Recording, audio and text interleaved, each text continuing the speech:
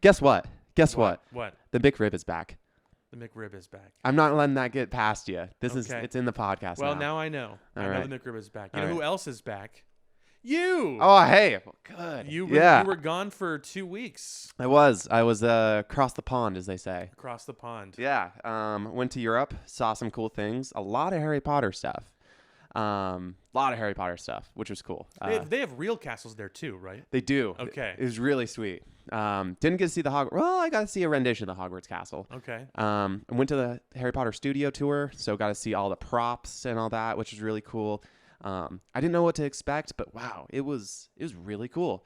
Got to see like the life-size version of the dragon from the 7th movie. Interesting. Okay. Yeah, huge, really cool, like really detailed. Wow. Got to see I got a picture in the car from the 2nd movie. That was fun. Tried butterbeer. That was good too. Got a bunch of candy from the candy shop. Okay. Then we saw the Cursed Child play. That was really interesting. Okay. Shit story, but incredible play. Oh, good. Incredible. Good. Like the acting, just everything. Like, oh my gosh, it was so good. Yeah, incredible. So that's England. What else? Where else did you go besides that? So besides England, we went to Scotland, which Okay. our Harry Potter tours continued. Okay. Because we went to filming locations. Sure. And we did like a whole like Scotland tour. So we saw like a bunch of stuff. And then there's Harry Potter is filmed all over. Got it. And we actually, funny enough, just ran into the Hogwarts Express that they use. So I went on to that and saw that. That was really cool. Then we did like a tour around Edinburgh to where like J.K. Rowling like wrote like Harry Potter stuff. We got to see like Tom Riddle's like actual grave, which was really cool okay. that she like got from him. Got made. Sure. There was apparently this really bad poet named, I think it was like Patrick McGonagall. And so you got to see the inspiration from that. Okay. Which is funny because it's just the exact opposite of McGonagall herself. Sure. He's an amazing instructor. Yeah. So it's funny to see like just like the origins from all that. Europe really loves Harry Potter and they really like to capitalize on it for suckers like me. So Great. So That's the good point of stuff. your trip was to go have a Harry Potter excursion, or I did mean, it it- turn out that way? a little bit of both. Like if I knew if I was going to go over there, like I'd have to go see all this like iconic Harry Potter stuff that I Sure. wouldn't get in the States. Yeah. But then it also just turned out to be like, wow, we can actually hit Harry Potter in every country we go to. Might as well try to do it. Sure. So I think like I got all my Harry Potter stuff out now. I don't think there's much else I can do in this world. Oh, So okay. Okay. So you're gonna shuffle the mortal coil soon. and the most, yeah, you can't really do anything else besides it. Okay. But good stuff overall. Would Good. recommend. Good. Yeah. Well, I'm glad you're back. I'm glad you had a good time. Yeah, absolutely. While you were there, though, some stuff happened. Some events transpired. Not the least of which is the writer's strike ended. Oh yeah, I thought you were gonna bring up the McRib again, but yes, No. the writer's strike No. is done. Yeah, that cool. I know the actor strike is still going on, right? Yeah, the actor strike is still going on. Okay. Yeah. But hey, I feel like the actors will get what they want probably better than the writers. And in that case, Let's hope so. I'd hope so. But I'd hope so. The writers' strike, from my understanding, none of us are gilded, so we don't know. yeah, But from what I've heard, the writers' strike was resolved in such a way where they got about half of what they were asking for, okay, which ended up being about 2 to 3 times what the offer from the studios was. oh yeah. And ironically, if they just said yes earlier, they would have saved themselves what they're going to end up losing, which is the remainder of what their contract would have been anyway. Wow. I think the writers asked for about $400 million. Mhm. And I think they ended up getting about $220 million. Okay. And a bunch of the studios are going to end up losing, because of the lack of work for 5 months, Yeah. the remainder of that money anyway. Yeah. So they're still out the cash. But more importantly, the writers, from my understanding from what their contract notes, and it hasn't been ratified yet by the guild. It's still in Sure. that sort of pre-ratification phase where they're sort of reading it over. Okay. They also got protections against AI, which is a big deal for them. Yeah. So Not complete protections though, is what I no, heard. No, unfortunately. but at least it's somewhere, and I think it's like at least a good like footnote to fight that battle another day. Right. Get people back to work. We got like the big kahuna of what we wanted, Yeah. and then we can fight those smaller battles as they come. And a lot of it was writer room residuals for people and maintenance of staff writers on shows and stuff like that. So like they're not Yeah. shuttering jobs; they're being able to keep things. And residuals for shows that are going on streaming was a big big sticking point for them. Yep. And it seems like they won at least a healthy portion of that fight too. Yeah, I was really shocked about the writers' room thing about like requirement of a certain amount of writers. That's interesting. Yeah. Sure. I mean, I think for the most part that will be good. Yeah. So that's really good to hear that they're getting done with that, and hopefully we can get stuff churning again. Yeah, it's unfortunate. It's in a way fortunate that it ended up happening at the same time as the Screen Actors Guild, because it sort of forced the hand of people.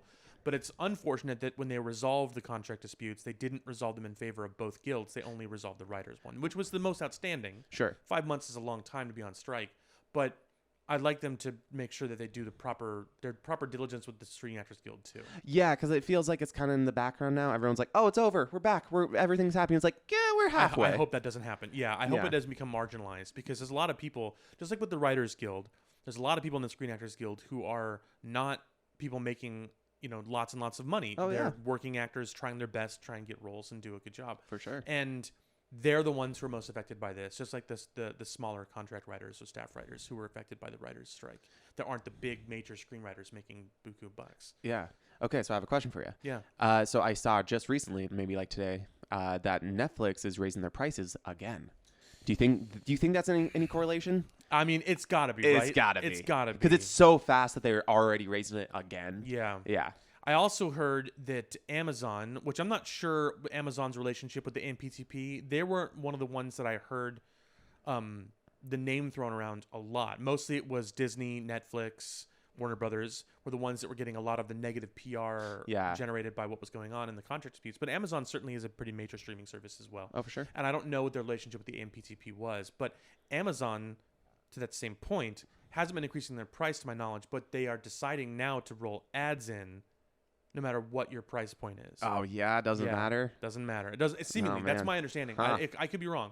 But the last headline I read about it was that they're going to be rolling ads into their material regardless of where you're paying for Prime. Which I honestly threw me off, because now that you bring that up, I was watching a movie on Amazon Prime, and I was just watching it, and all of a sudden it just like stopped. Cut to an ad break? Cut to an ad, and I was thrown off. Yeah. I had no idea that was going to happen. We've had it good for a long time. Apparently. And we've paid for that also. I guess, yeah. But I guess, according to the testimony of one executive who I think was it Netflix, but I don't remember precisely where they were. They could have been HBO also. One of those streaming services. Could have been Peacock. They said that we've been having it good for a long time, and that they're not in the habit of giving us free stuff anymore. Whatever. Get out of here. I know, right? Okay, all right. That is the parent of, you haven't had to pay for your car insurance for this entire time, so now you've just been living it up and everything. Yeah. Get out of here. Yeah. Wow. You're doing us a service. Screw off. Yeah, big bunch of jokesters. Yeah. All right. Well, I heard the pirating is still free, so do with that as you will. There was a period of time where pirating became enormous because of the greed of corporate infrastructure. Studios, yeah. And specifically music was sort of where it started, and then it eventually migrated out into many, many other sectors, games and movies and what have you. And then streaming sort of eroded that a lot as it became very easy to get a hold of material. Practical, but we might be returning to some hardy-har phases of, hook hands and peg legs, because people can't get access to the things that they wanted to watch. And I'm not making a value judgment. I'm just simply saying, if you gatekeep people away from something, they're going to find a way to get access to it no matter what. Well, I'll tell you what. I watched the Ahsoka finale, and I don't have a Disney Plus subscription. So you want to talk about it? All right. So Ahsoka. Yeah, let's talk about Ahsoka. Yeah. So it finally ended. Do you got overall reaching thoughts, or do you want to get into it? Yeah, I'll give you my TLDR, and then we can get into some of the minutia. Okay. I like Rebels, and I liked Ahsoka as a character, and I like the show overall. Sure. Yeah. But my big hang up with Ahsoka is two things. One, it felt like we didn't get a satisfying conclusion to most of the storylines set up by the show. Sure, yeah. And two, it felt like it languished way too long trying to get where it wanted to tell its story. Yeah, couldn't agree more. It's like 4 episodes of story in an 8-episode package, only to not give us any satisfying conclusions after 8 episodes. Yeah, I don't know. I like to look at this series and like look at it like 10 years from now and how it's going to hold up. Sure. Like Mandalorian season 1, I think is always going to hold up. Like 10 years Yeah. from now, you can look at that and be like, man, that's still, it's good. It's everything you need. It's perfect in what it's trying to do. Yeah. And Ahsoka, like it's nothing in that in the slightest. Like I Yeah. think like years from now, Hayden Christensen coming back as Anakin. Oh, that was really cool in the moment and everything. Could still be cool in the show. Yeah. But it's not going to hold up over time to be like a really big plot point when Yeah. it's supposed to be right now. I just feel like a lot of it, like even like it feeling like not a complete season or like a really condensed. That's like, what it feels like. It feels like it's not an incomplete product. Yeah, it just feels like it's doing, building a cinematic universe between all these different shows and building to a movie or whatever it's building towards. And it's like that doesn't feel like Star Wars to me. It feels like Andor was a Star Wars thing to where it felt also pretty condensed what it wanted to do. Even like Rogue One or Solo felt less Solo, but Rogue One felt like a condensed, like trying to just tell one thing. Yeah, I guess. And Ahsoka hasn't done that for me. Not for much. I don't know how they make the decisions for story that they do back over at Skywalker Ranch between Filoni, Favreau, and whomever else. Sure. Like they've clearly got some kind of architectural plan that they're trying to build for. Yeah. I mean, you can smell what they're cooking. Oh sure. yeah. I just wish, to your point about Andor, that they had made something that felt like it was complete on its own. Yeah. We talked at the beginning when the show was first coming out, when we were deciding if we wanted to review it or not early, and we saved, fortunately, our review until now, that the show felt like you needed to watch Rebels to understand what was happening. Yeah. And that there really wasn't going to be any explanation in the show about who these characters were, where they came from, and why this is important. Yeah. It's one of those Star Wars examples where, and Marvel does this too, where you must watch preceding material. There's homework to watch the show. Yeah. Because I really feel like people coming into Ahsoka that hadn't seen Rebels and didn't know how it ended, most specifically, were going to be totally lost.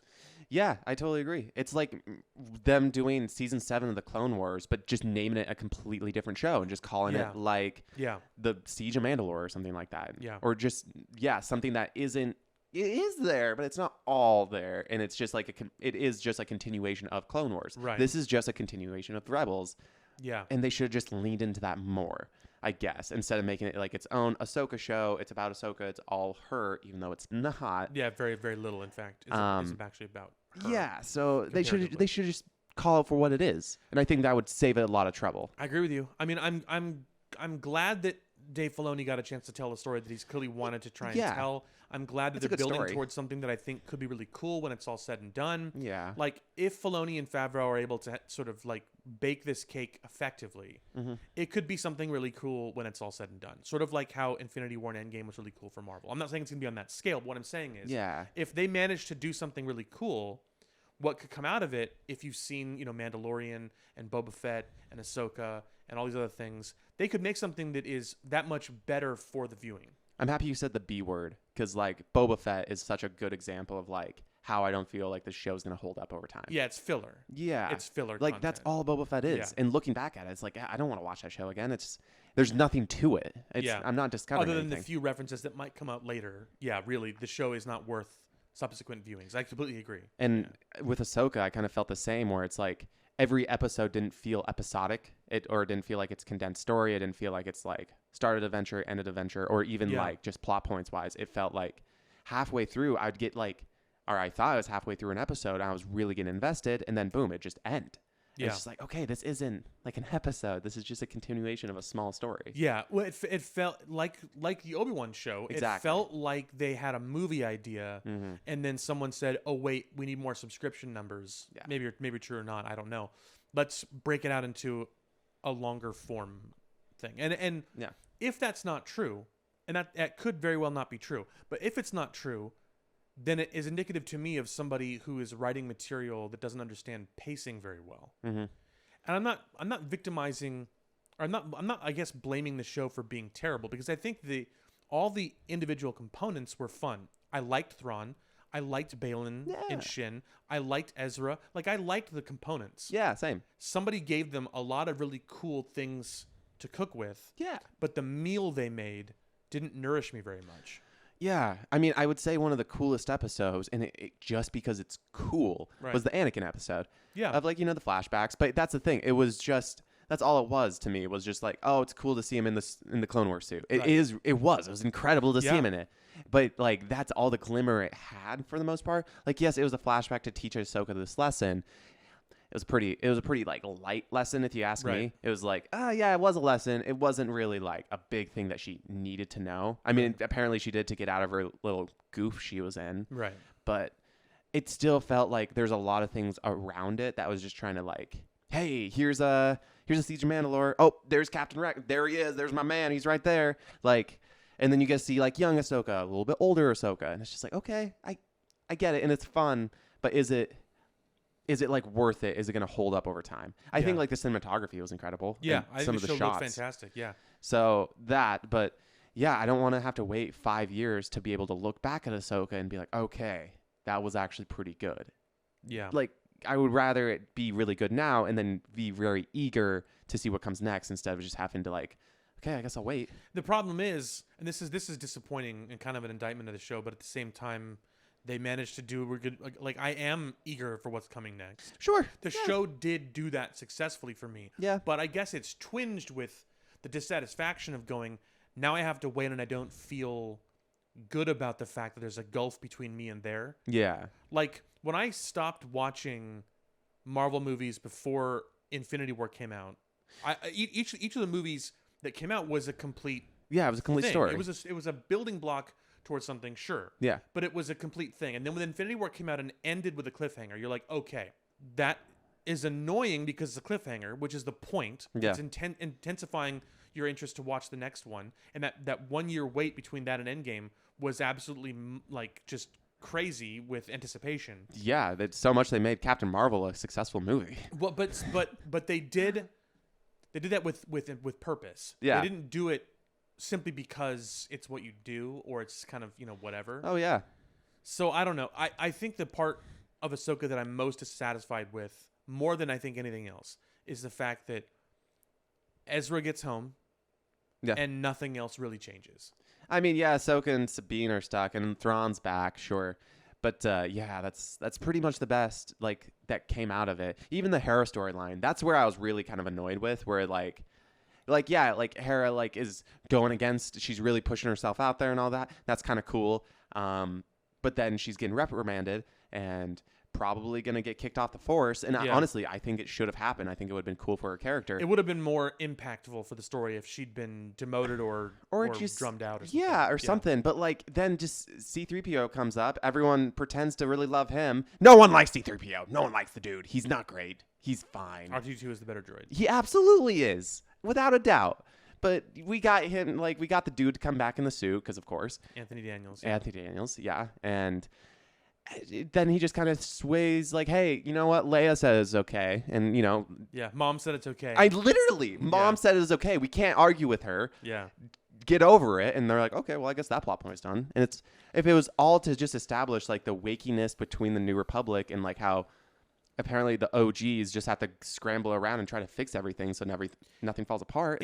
And they did that in Mandalorian also, but they showed it in a way that I felt was more interesting to me. Okay. I don't know how to describe it. Like in Mandalorian, they showcased that the bureaucracy was the part that was the problem. Yeah. That the rebels didn't know how to run a bureaucracy as effectively because they were effectively just everymen who became warriors trying to fight off the yoke of the Empire. And now they're these huge and now they're in charge of all these government bureaucracies or all these industries that they don't know how to run effectively, and so they're doing a bad job of it. But it's on a minor level. Oh, sure. I mean, it is interesting to think that, like, oh wow, if we just have one guy rule over everything, it's actually a lot easier. But sure. I mean, yeah. The problem with me is that I'm looking at all the characters going, I wonder if he's a good guy or a bad guy. Yeah. Because I'm looking for where this is going to eventually go, right? So yeah.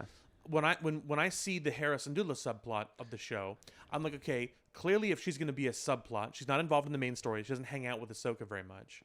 So she needs to have her own antagonist. Yeah. And clearly that was the senator. Yeah. That wanted to be her antagonist. And my instant reaction was, okay, is this guy part of the conspiracy, the Shadow Council, some kind of, whatever. Sure. And how is that going to come to a head? Is he going to end up ousting her? Is it going to be a kind of a thing or whatever?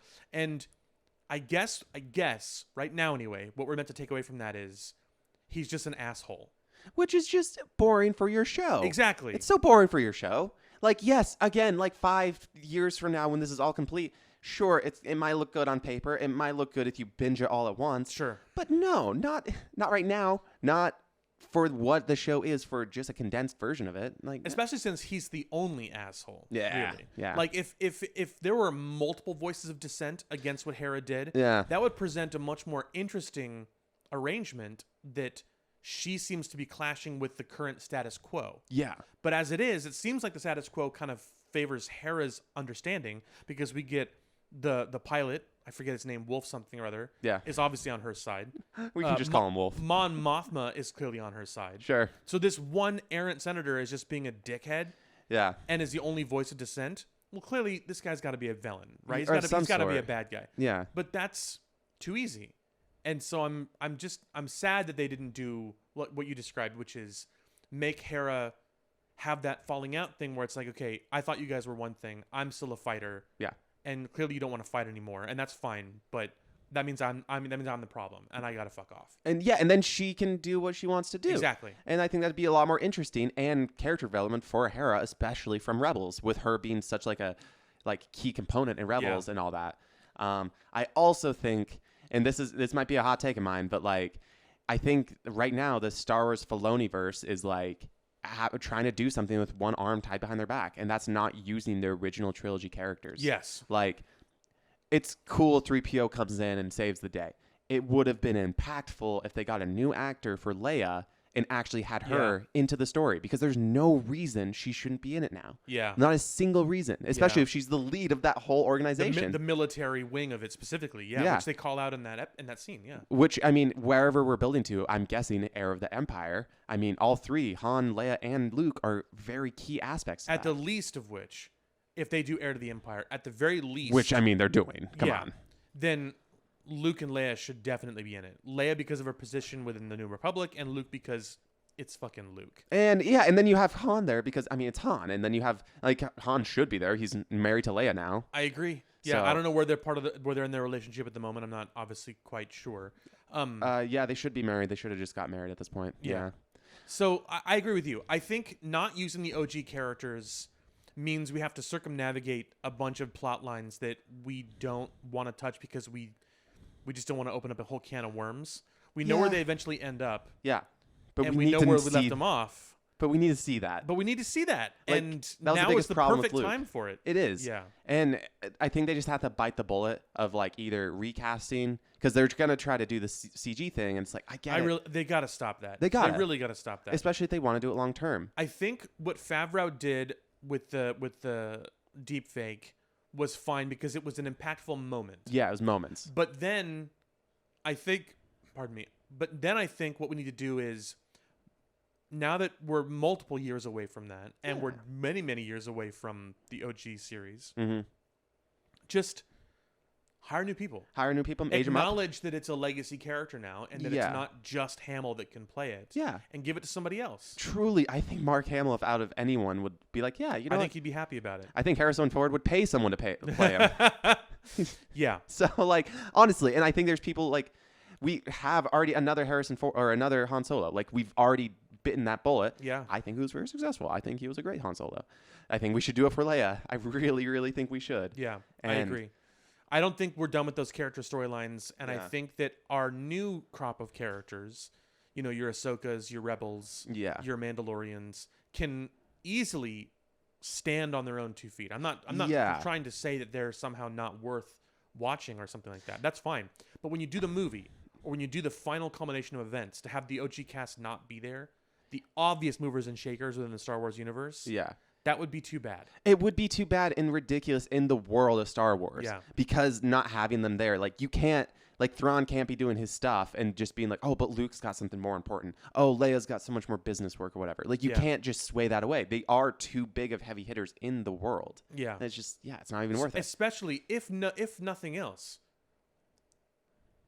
the Dathomir storyline with the night troopers and stuff. Yeah. Like, That's cool. Luke is clearly one of the most powerful Jedi currently active in the Star Wars universe. Yeah. For him to not sense what's going on and involve himself in some capacity. Yeah. The school building isn't even built yet. Yeah, and if he can sense Grogu from like a far away, him doing like FaceTime call, he's like, got to be involved in what's going on. at least to some degree. Yeah.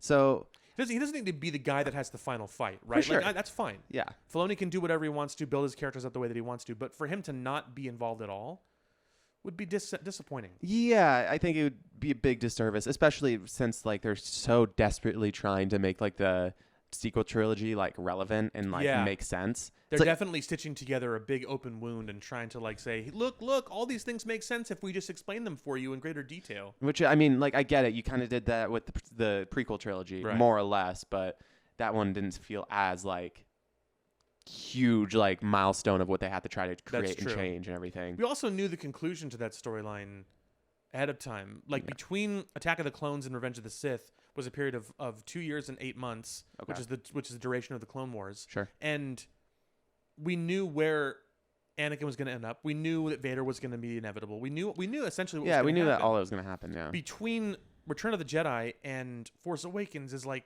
30 years. Mm-hmm. Yeah. And we don't know really where any of the characters end up except the OG trilogy of characters. Yeah, and all of them are just bad. Especially when Han just becomes Han again. Sure. Leia's just Leia again. 30 years long of being Han. But like, I mean, like, we don't know what happens to Ahsoka. We don't know what happens to Ezra. We don't know what happens to Mando. We don't know what happens to any of these characters. So clearly they could have just not been around for Force Awakens because that's 30 years is a long time. And I get that. Yeah, they could have retired. Or they could be dead or whatever. But like that unknown quality is both incredibly liberating because it means you can do whatever you want, but it also means that to a certain extent you kind of got to keep us hooked to a degree, I think. Yeah, and you would have imagined, and hindsight is 2020, they couldn't have known this at the time. Sure. That if some huge galactic expanding conflict happened, we would have heard about it in Force Awakens. Right. Which is impossible. Obviously, they wouldn't have known that. The Filoniverse didn't exist at that time. But that means that I'm worried we won't see people like Luke or Leia or Han because they don't show the scars of that type of conflict. Yeah, I guess. I mean, I think they can weave it in enough because I don't even think like those three characters aren't even like big enough in those three movies to where you could still, anytime Han is off screen, it's because he's dealing with this or something like that. Or every time Luke's off screen or whatever. I think they can I think they can stitch it together, everything. But yeah, I think my biggest point between the Ahsoka show and everything is that I wish it was a little bit more condensed into a season of like content, not like it feels like half of a season and they have another half of the season, which is season 2 of like what they're doing with Baylan, and Shin, and like leaving, Ahsoka and Sabine on the planet and all that kind of stuff. Especially when like Shin and Baylan like almost did nothing in the show. They were set up so strong at the beginning, but like they were the mysterious wandering swordsman characters that showed up and were like, oh, they have their own motivations. Yeah. Oh, this is playing out a little bit slowly. I'm curious where these characters are going to go. And they just don't go anywhere. Yeah, and it's like, okay, but they're going to go somewhere next season. Like, okay, then what was the point of having them this season? Yeah. Like, also, there's no guarantee of a next season. Yeah, that's true. Like, that's another thing. Like, I think hopefully there will be. I don't know. Honestly. I hope so too. But all the press material for this show so far from official series. sources have said that it's a limited series. Which honestly, to me, makes it much worse. Yeah. Because it makes it that much more pointless. It makes the Ahsoka name of the show that much more ridiculous. Right. I think there's a whole episode where Ahsoka's like barely in it. Yeah. Like they almost pull a Boba Fett. Like, like what are you guys doing? Yeah. It just feels like they're really trying way too hard to make this a Marvel Cinematic Universe, but Star Wars. Yeah. When I just don't think that's what Star Wars thrives on. I think Star Wars thrives on the condensed versions and then maybe putting them together somehow. Star Wars movies have all obviously been a saga, right? They're all telling the sort of the Skywalker storyline from beginning to end. Yeah. And that's fine. But when Andor was good, when Mando was good, it was because they were telling things in and around that, acknowledging that they existed, but just going, let's flesh out some more material that you hadn't seen yet. Yeah. Like Han Solo the movie didn't care realistically to set up any stakes for Solo outside of where he was going to eventually end up anyway. Yeah. They might have talked a little bit about, this or that or whatever. But it was like, let's just show you some young Han stuff because that's kind of fun. Yeah. And when they did Andor, Andor's going to die. You know he's going to get blown up on that planet with the Death Star. But they're still laying the foundation for Andor's time with the rebellion and what he was doing because that's fun. Yeah. Same kind of deal. No, like low stakes because we already know the stakes. Yeah. Mando is not somebody that we knew from the storyline before that. It wasn't in the saga, but they had a very clear mission statement with that show in season 1 anyway. Yeah, for sure.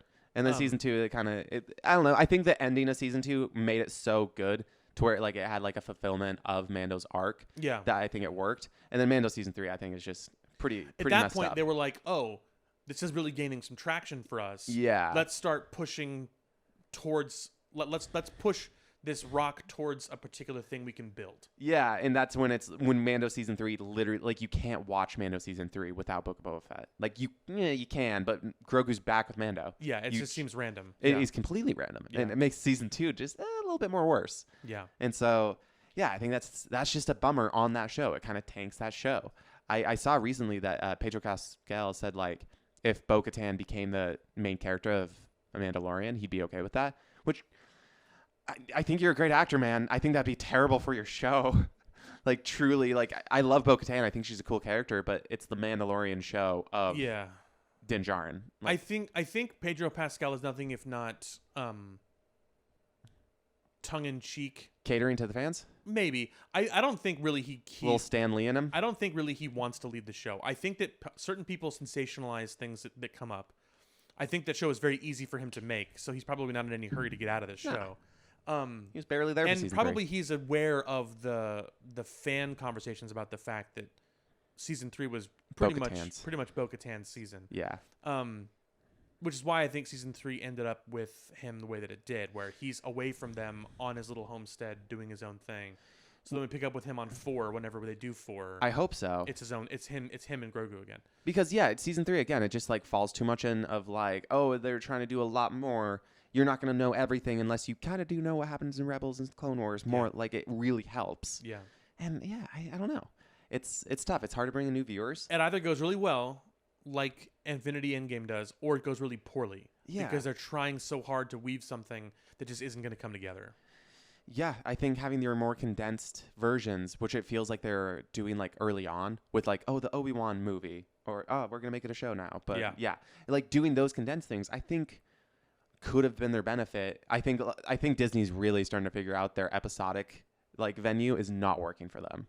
It seems like they're really leaning away from that. Yeah, I hope so. I feel like everything that is coming out, they're saying like, oh yeah, that used to be a TV show, now it's a movie. The Armor Wars is a great example of that. Armor Wars, Lando's going to be a movie now. Oh, okay, interesting. Yeah, so Donald Glover came out and said like, oh yeah, we're making it a movie now, which again I think is probably the best move. Yep.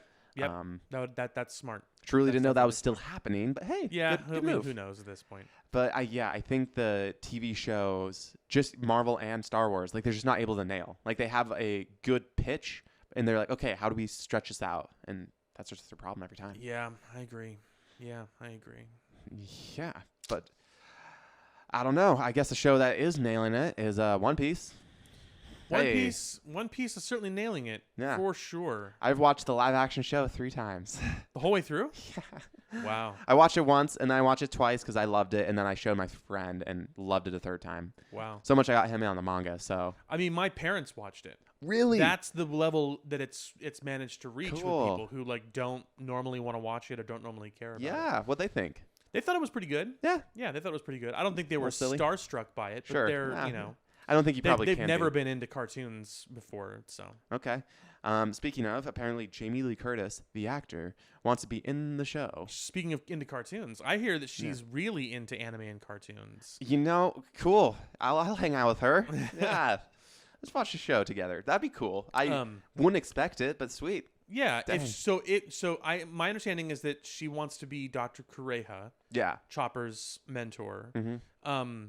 Which is awesome. I think that's actually really good casting. It does actually for solid casting for her. Yeah. She said for a long time that she's into One Piece and that she likes the Nico Robin character, and I think her niece likes the show a lot also, and they've watched it together. Okay. Is there? I take her niece as an actor. I don't know. Okay. I'm not sure. She might be too young to be an actor, or maybe just hasn't reached success or not. I mean, it makes sense in the family. It doesn't. Isn't she related to someone really famous? Yes. Yeah. Yes. Oh yeah, that girl from the Alfred Hitchcock movie. Psycho. Psycho. Yeah. Hey, I knew that. I knew it.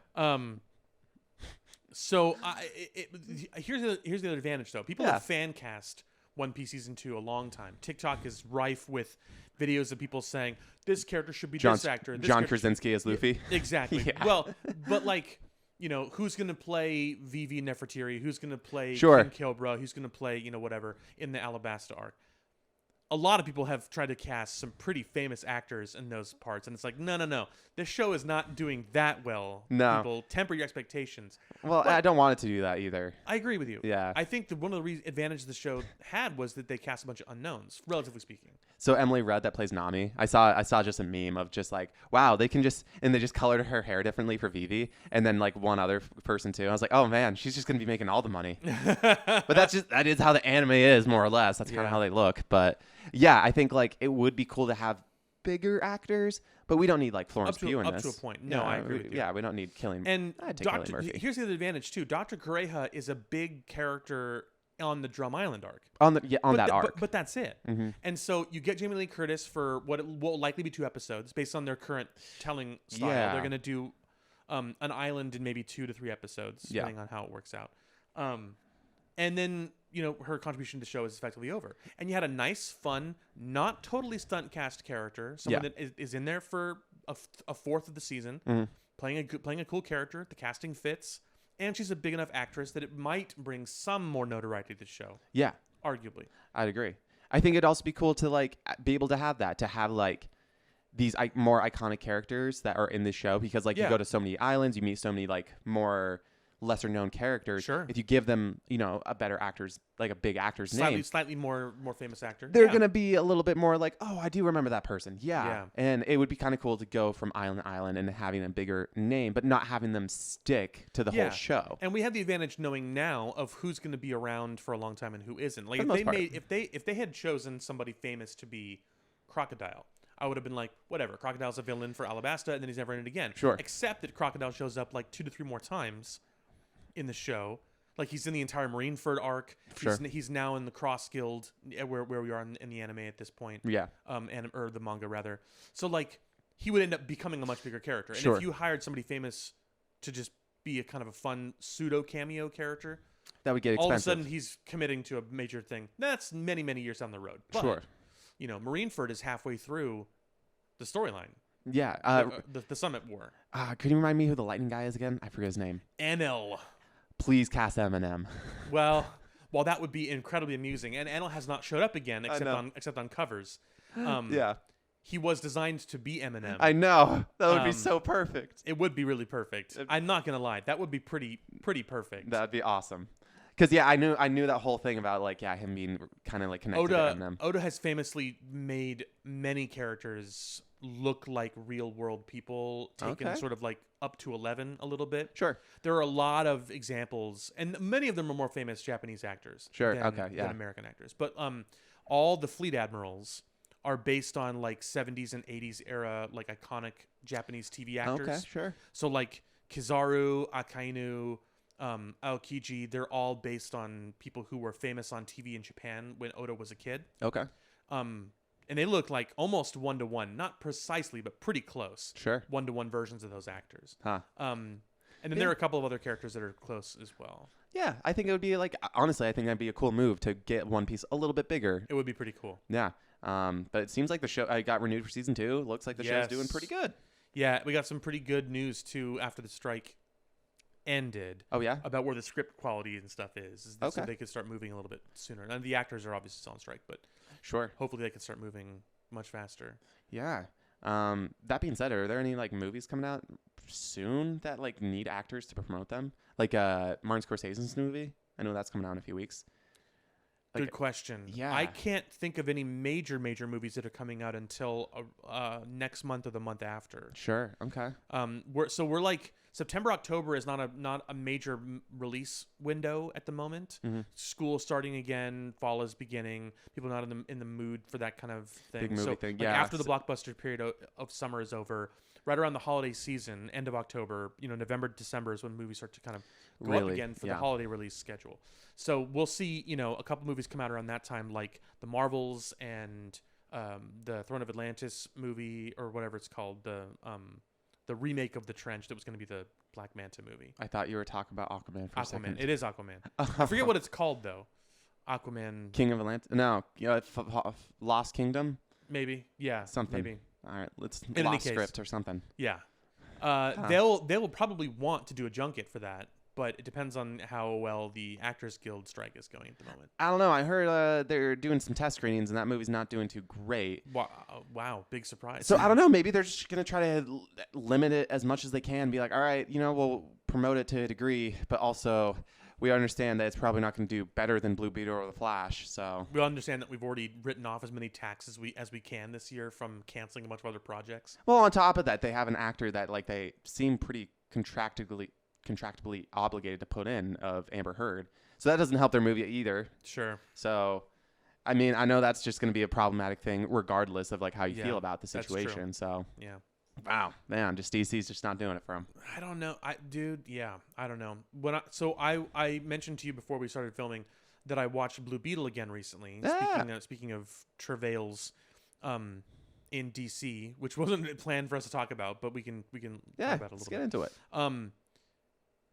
The Blue Beetle movie on a second viewing, I wanted to sort of pay attention this time to some more Floss stuff, because the first time I got hooked and I kind of watched more for the story. Sure. This time I wanted to watch a little bit more for the sort of artifice of filmmaking, craft part of it. Yeah. And I still like the story in general. I still, when I was watching it the second time after we'd watched it and talked about it, I was sort of paying attention to the performances and stuff. And for the most part, I like all the performances, with the exception still of Susan Sarandon as Victoria Court. I just don't buy her big evil threat. bad guy. And I wanted to watch it to see if I could try and find out where I felt like they lost stuff, because you mentioned it was going to be a TV show originally. Oh, yeah. To see what they sort of cut out. And I think I have a couple guesses. Okay. So I think that they had planned to film stuff around the Omax, I forget, Carapax. I think they had planned to film stuff around his backstory. Oh, probably. Because they filmed a little bit of stuff on probably what ended up being a set where he had a house in whatever jungle place he was that got cord bombs dropped on it. Sure. Very Stark-like. Yeah. I think there was more to that story that ended up getting cut, because they also filmed a period version of Sarandon having found him as a kid, and he was not young in the movie. Carapax is in his probably late 40s, it looks like. Sure, yeah.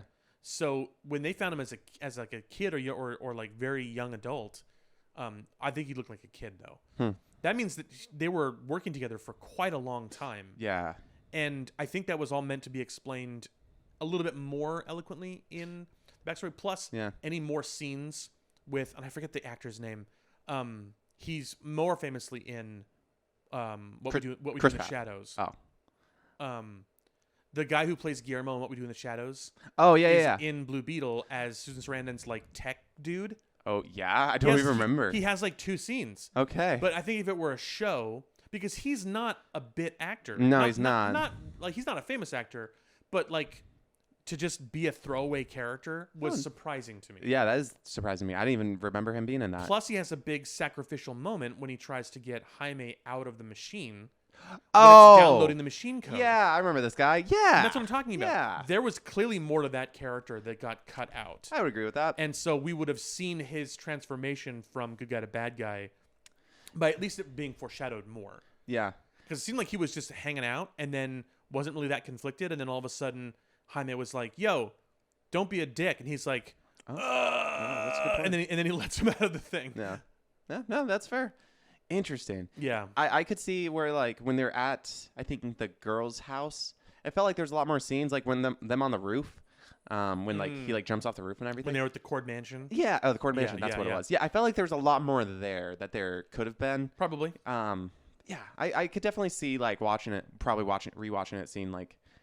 it's a very condensed version. Yeah. Probably a better version, though, if we're being honest here. Especially if talking about all Star Wars and Marvel's like problems with doing a longer paced TV show. Mm-hmm. Then again, they killed it with Peacemaker, so who knows? Yeah, I don't know. I think it's possible. It's possible to do these shows, but for some reason, Disney just can't nail it. Yeah. For whatever reason it is. Agreed. Yeah. I mean, Warner Brothers has, for the longest time for me, always been, DC specifically, has been the group that does poor at making movies, but does well at making cartoons and TV. Now, the Berlanti-verse, like the Arrowverse, Oh, yeah. started out kind of okay, and It then did. very, very rapidly dropped off. It did. But it did start out okay. And so they at least tried in the beginning to make that kind of thing work out, and it grew well beyond its ability to support itself. Sure. And then a lot of the DC animated movies have been fantastic. A lot of the DC animated shows have been fantastic. Oh, yeah. So like they kind of know how to tell a story using mediums to relatively good degree. Oh, but yeah. Marvel movies have always been the ones that have been really good, and then their shows have been kind of mediocre depending on the circumstances. Like Agents of S.H.I.E.L.D. is garbage. Inhumans is garbage. Oh, yeah. Cloak and Dagger was not very good. Runaways was not very good. No. Daredevil was pretty solid, though. Don't know what happened there. True. Which I keep seeing stuff about people saying like how they're like doing a light reboot from that, and I don't know why they would ever try to reboot that in the slightest, even like a slight reboot. I know they're recasting a few of the characters and all that. I don't know. I don't know why they would want to do that when they have such a good lightning in the bottle moment of that show. Yeah, I don't know. The only reason I can think of is that they wanted an opportunity to bring certain characters into the concepts earlier. And to be fair, as someone who's a big fan of Bullseye, I don't think they did him very well in season 3. Well, yeah, I can see where you come from. I think like they definitely set him up to like become more Bullseye-esque, and I think like that's where I think they could take that show and like maybe, I don't know, put him in the costume, I guess, if they want to. Sure. But yeah, I think it like set him up. I think it was an interesting take of Bullseye. That's for sure. True. That's true. It felt to me like a sort of like how Marvel does like imprints, like Marvel Max or Marvel Knights or whatever. It felt like an Elseworlds, to use a DC term, version of Bullseye. I won't lie. Bullseye looked pretty good in the suit in that season. Maybe it's just because he didn't have any scruff, so it just looked like very like genuine Daredevil. Right. But he looked good. Yeah. I don't know. I think him in that's another great point. I don't want to lose that casting because honestly, I think he was a good casting for Bullseye. I think he had like everything. Same with like Karen and Foggy. Yeah. And I think like losing those two because I know they're not going to be in the show. That's a bummer. Yeah. So I don't know. You want to talk about the last one? Do you want to talk about Mortal Kombat? Sure. I know you've been diving in Mortal Kombat recently. Well, so speaking of old movies and speaking of weird castings and stuff, while you were gone, I watched quite a lot of movies and I watched some gameplay footage because Mortal Kombat 1 came out. Mortal Kombat has been one of those series that has been around for a very long time, like Street Fighter and like Tekken and stuff. But for a long time, Mortal Kombat was not a very story mode based game. Okay. There was lore in Mortal Kombat, just like there is in Street Fighter. Characters have an ending, and the ending they say stuff, but whatever, right? Sure. But in recent years, Mortal Kombat has tried to turn themselves into sort of the story-based fighter. Yeah. They have a mode in their game since NetherRealm did Injustice. They have this mode in their game where you play a story, and that story allows you to play most of the characters in the roster, but not in an order you're choosing. You're just sort of like, you're just going through I start out and I'm playing this guy, and then over the time, this guy moves off and I play this guy, and then he moves off and I play this person. Right. And they did that with Mortal Kombat 9, which is sort of their soft reboot of the franchise, the video game. And then the story mode in that game was maybe like an hour of cutscenes and stuff, and then playing fights between all the middle of those things. And then they did Mortal Kombat 10 and 11, and each one is separated by maybe 3 years, so like the last decade or something. Is how this has been going on. Wow. And Mortal Kombat 10 was like 2 hours of cutscenes. And Mortal Kombat 11 was like 2 hours and 45 minutes, maybe just shy of 3 hours. Wow. And so Mortal Kombat 1 just came out. Mm-hmm. And in Mortal Kombat 1, they sort of said, take the Etch-a-Sketch and shake it and like clean the slate. Okay. All what is done. We're doing everything new from the ground up. All the characters are the same names, but they're all going to have different origins and stuff. Oh. What we find out is that that's true, but it's because one character survived the previous timeline and changed everything on purpose. Okay. Try and make a new version where no one was going to get fucked up. Okay, so for a person that doesn't know Mortal Kombat in the slightest, Right. like the only thing I know is from Mortal Kombat versus DC Universe. That's it. Sure. But that was the thing about that. Like, I didn't know any of those characters, and like I never got the point of trying to learn all these characters because there was really no story. I get you. So like, is Mortal Kombat 1 a really good starting off point for newbies like me? Yes. Okay. Mortal Kombat 1 is one of those games where, because it's a much more effective reboot, Mortal Kombat 9 did this also. Raiden sort of like sees how things are going and goes, I want to tell my past self to change things. Sure. But everything still relies on you knowing the moves and beats of the storyline of Mortal Kombat. In Mortal Kombat 1, they said, it's been a generation, 2 generations almost, since Mortal Kombat came out. Gotcha. In 92 or something like that, when the first one came out. I don't remember. So clearly we need to sort of change the status quo, like change everything. Yeah. So now all the characters are named the same, and their storylines could go the way that they did, but they aren't right now. So any presupposed notion you have about how Mortal Kombat is supposed to go is mostly just in the way of like Easter eggs for somebody that knows things. Yeah. But if you don't, you can still be fully captivated by what's going on. The storyline is totally new. Okay. And there are things that they allude to that don't come from previous games, but if you know previous games, you're going to go, oh, I recognize that reference. Sure. Or I know that character. This is a new interesting version of him. Okay. Whatever. But like, they don't reference any of the previous events of any of the previous runs, except once where Liu Kang says, hey, there was a previous timeline. I've made this new one, and I'm trying to do it better than it's ever been done before. Sure. And everyone goes, wait, you made events? And he's like, yeah, but that wasn't supposed to happen. I don't know why it's happening. Let's try and stop it. Oh. And then they go from there. Like, okay. That's essentially it. You don't need to have any pre-knowledge of Mortal Kombat. Not really. Sure. But this video game has 4 hours and 15 minutes of pre-rendered cutscenes. Wow. So a real movie like. It's really very cinematic. Cool. In a surprisingly good way. And the storyline is really interesting, and the characters are kind of fun to watch, and the conclusion is very satisfying. So after that, I wanted to see Mortal Kombat movies again because I was like, this is really good. I want to see Mortal Kombat again. So I watched the 95 Mortal Kombat movie. Sure. That was hokey fun. Was it? Okay. And then I watched the 2021 Mortal Kombat remake. Yeah. Movie's awful. Is that ever getting a sequel? Is that pretty dead in the water? I hope not. Okay. It's terrible. Because it doesn't have the tournament in it. That's what I heard. Correct. Okay. It was setting up for the tournament. It has fights in it that sort of have a pseudo-tournament vibe near the end. Okay. But there's no like realistic tournament in it that has like the full pageantry of the Earthrealm versus Outworld tournament type thing. Gotcha. Yeah. Also, the characters in that movie all have like special powers. So in Mortal Kombat, the video game, characters can shoot fireballs and lightning bolts and all that kind of shit, right? And the idea is you just get really good at martial arts and you just unlock the secrets of chi and can shoot fireballs. Like that's sort of how it works in Street Fighter, right? You do a bunch of push-ups and all of a sudden you can shoot fireballs. I'm gonna have to try that. It's kind of the idea. Okay. Yeah, exactly. Oh. Saitama, right? Huh. From One Punch Man. But in Mortal Kombat, the movie, the remake one, they didn't think that explanation was plausible and they didn't like it.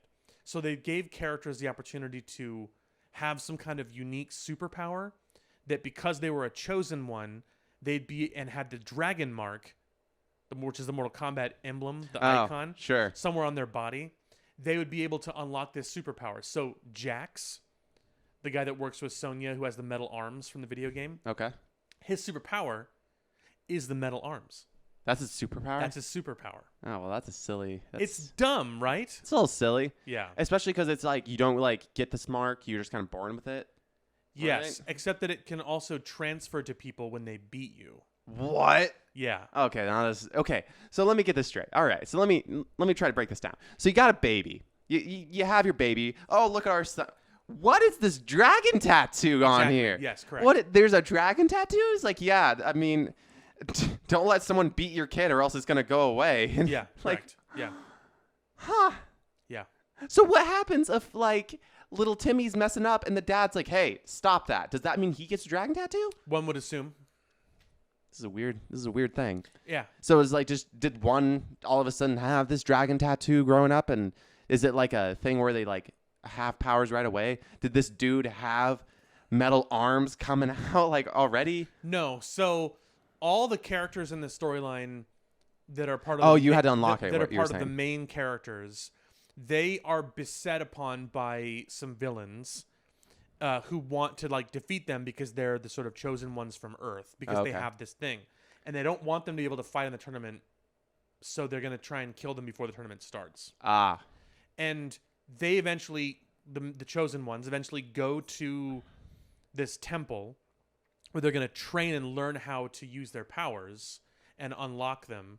And that's when, they start learning how to shoot fireballs and laser vision and grow metal arms and stuff. And the bad guys show up anyway, and they fight in the temple. Sure. And a bunch of them get beat up and die and stupid shit like that. All that, jazz. Also, the main character in the movie is nobody from the video games. They made an all-new character. That's a risk. Yeah, who's not interesting and is played by an actor who is very bad. Really? Yeah. Keanu Reeves. Pretty much. Wow. Yeah. Wow. Yeah. Wow. He's a nice guy. Very similar. Bad actor. Yeah. Sorry, everybody. Sorry, not sorry. Well, I guess you're kind of convinced me to play Mortal Kombat 1, but touch probably nothing else right now. Yeah. Just dive into Mortal that. Kombat 1 is certainly worth the time to watch. It's a very fun video game, and it's got a great storyline. Okay. Huh. You can also just watch it on YouTube. I mean, people have put up playthrough stitches of just the storyline if you want to do I that. mean, I know Omni-Man and Homelander are in that. That's kind of cool. Yeah. Peacemaker's also in that. Cool, but also, all right, sure. Yeah. Who was the fourth one? Isn't there was one more? There are two other characters in the first combat pack who are existing characters from the Mortal Kombat universe. Sure. Those are the only three guest characters so far. Okay. The guest characters, that's really cool. Omni-Man and Homelander are really cool characters, especially if they're voiced by both those Anthony Starr and J.K. That'll Simmons. be interesting. That'll be interesting if they do that. Or just have like lines or something, yeah. Yeah. Well, so Mortal Kombat, interestingly, Mortal Kombat 11, the last game they did, they had a bunch of 80s action and 90s action characters as their stand-ins. I think this one they're going to go more the superhero route. Okay. And in Mortal Kombat 11, they had Rambo in it as a guest character. Right. Who was voiced by Stallone. That's so cool. They had the T800. Yeah. Voiced by Schwarzenegger. See, yeah, awesome. I think he was. He might not have been actually voiced by Schwarzenegger. I don't remember. They had RoboCop in it, who was voiced by Peter Weller. Yeah, and they had all the 95 Mortal Kombat actors do voice lines for what they called alternate versions of their characters. Okay. So they had like Christopher Lambert come in and do all the Raiden lines. Oh, okay. For just like the non-story mode, just like the fighting stuff. Yeah. So you could play as like the regular Raiden, or you could play as the movie Raiden. Man. And in this game, Mortal Kombat 1, they're going to do that same deal, but they're going to have Jean-Claude Van Damme play as Johnny Cage. Okay. Wow, cool. So they did a full likeness.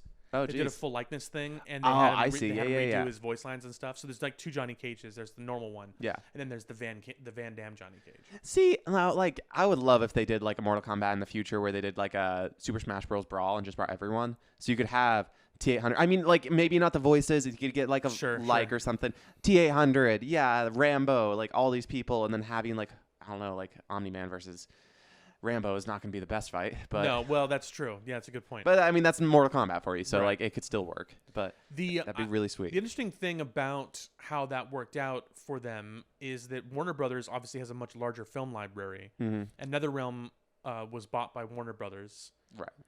So they were able to get access to stuff, but they also contracted things from Fox. They also contracted things from some other people. Yeah, wasn't Predator in there one time? And an Alien was in one of their games as well. Okay, an Alien as well. Actual Alien. Yes. And they had the TMNT in one of their video games. You could play as the Turtles. Really? Yeah. I thought that was just Injustice 2.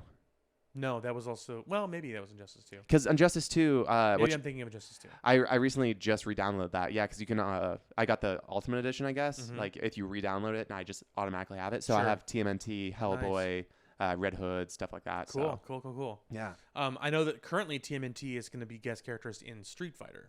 Ah, that's so cool. Yeah, I love that. Street Fighter 6 is doing a TMNT tie-in. So. Yeah, I like these kind of tie-ins. They kind of bring like fans that aren't fans into Yeah. it, like me. I think the first video game that did this in the fighting game space, because I think it's probably been done for a while before that. Sure. But in the fighting game space, the first video game that I remember doing it was Soul Calibur, which is that 3D fighter one with weapons that based on sort of history. Yeah. They did like Spawn, they did Vader, they did Yoda. Yeah, I remember the Vader and Yoda thing. Yeah. Yeah, because it was a big deal because it was like buy the PS3 version, you get Vader. Buy the Xbox, you get Yoda, and it's like, whoa. Yeah. Do I have to buy both of these? Yeah. That is actually a really hard decision. Yeah, the GameCube version, I think, was the one that had Link in it. Yeah. Wow. Even like, first off, really cool marketing. Like, I know fans would hate that like nowadays because they're like, I just want all three, but it's like, no, that. Like, you have to choose. The console wars were a big deal back then. Yeah. And it made gaming fun. Made it a little bit more like, you really got to choose. It's a little bit more side. Which camp are you in? Yeah. A little bit more fun, I guess, but maybe a little too hardcore for gamers these days. Yeah. So, all right. Well, there was a tiny bit of unfortunate news that we can touch on before we end the episode, which is the unfortunate passing of Michael Gambon. Oh, yeah. Yep. That is a bummer. That is a bummer. Not shocking, but because he was playing Dumbledore, which makes sense. Kind of had to be a little bit older for that. But what a legend. My gosh. Absolutely. Quite a storied career, and obviously ended it on a high note playing Albus Dumbledore for all of our viewing pleasure for many years. Yeah. Seriously. Wow. Incredible. Yeah. Dang. I hate to see it, but, went out on a high note. Yep. All right. Absolutely. Another high note. The McRib is back. Full circle. Oh, man. You know where I'll be after this, so. Okay. Well, I won't hold you any longer then. We'll see you, everybody. All right. Toodles.